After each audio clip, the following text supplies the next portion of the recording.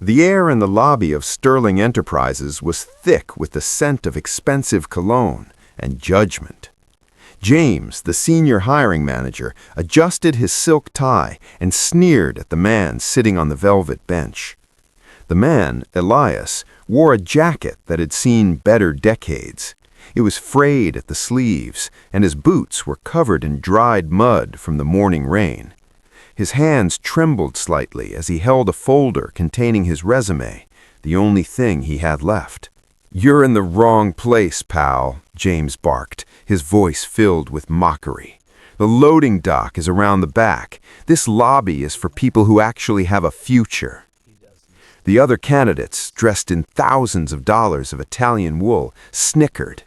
One of them pointed at Elias's shoes and whispered, "Does he think we're hiring a gardener?" Elias looked up, his eyes weary but calm. "I'm here for the engineering interview," he said softly. James let out a loud, hollow laugh. "Engineering? You look like you can't even engineer a hot meal. Get out before I call security. You're polluting the view." James grabbed Elias's folder and tossed it into the trash can. The humiliation was total. Elias stood up, his dignity the only thing still intact, and walked toward the spinning glass doors.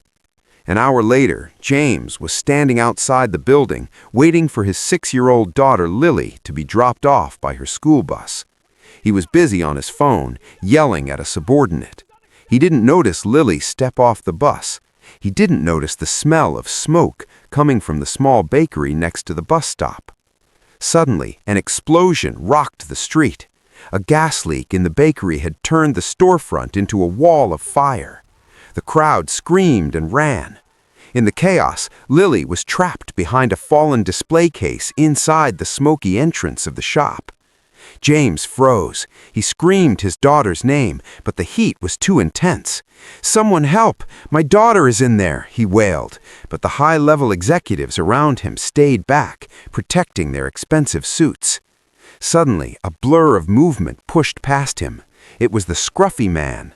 Without a second thought, Elias ripped off his frayed jacket, soaked it in a puddle of rainwater, wrapped it around his head, and dived into the black smoke. The crowd held its breath. Seconds felt like hours. Then Elias emerged, his skin scorched and his breath gasping, carrying Lily in his arms. He handed the sobbing girl to her father. James didn't even look at Elias's face. He was too busy sobbing over his daughter. By the time the fire trucks arrived, Elias was gone. James looked around frantically, wanting to thank the man, but the hero had vanished into the alleyways. However, on the ground where Lily had been placed, James found a small charred scrap of paper. It wasn't a resume, it was a handwritten note. It read, "The value of a structure isn't in its paint, but in its foundation.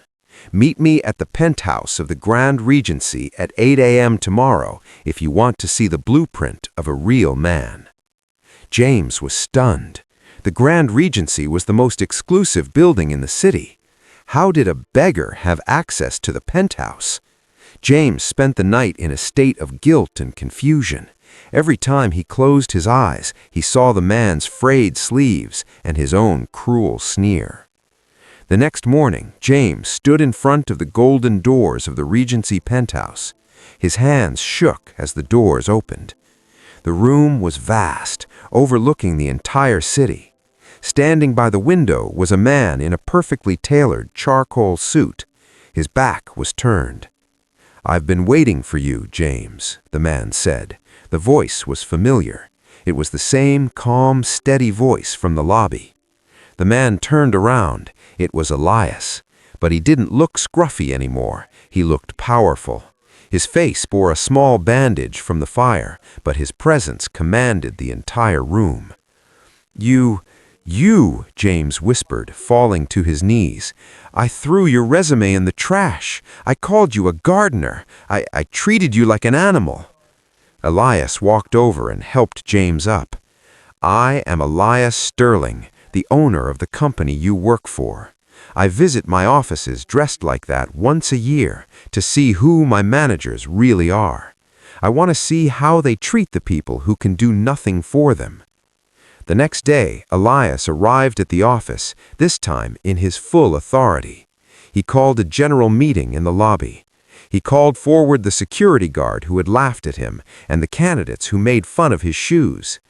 This company was built on the idea that every person has a spark of genius, but some of you have forgotten how to see that spark through the dirt. Elias promoted the quiet janitor who offered him a cup of water while he was being mocked. He gave the janitor a full scholarship to engineering school. Then he turned to James. James stood with his head down, expecting to be fired. "James," Elias said, "you failed the interview, but you are a father who loves his child. For that reason, I won't fire you today, but you are demoted to the mail room. You will spend 1 year wearing the scruffy clothes I wore, delivering mail to every floor. You will learn to look people in the eye again." James took the job, and in that year, he became a different man. He learned that a suit is just a costume, but character is the skin you wear forever. We often spend our lives trying to impress the people at the top while stepping on the people at the bottom. But life has a funny way of turning the tables. The person you mock today might be the only person standing between you and the fire tomorrow.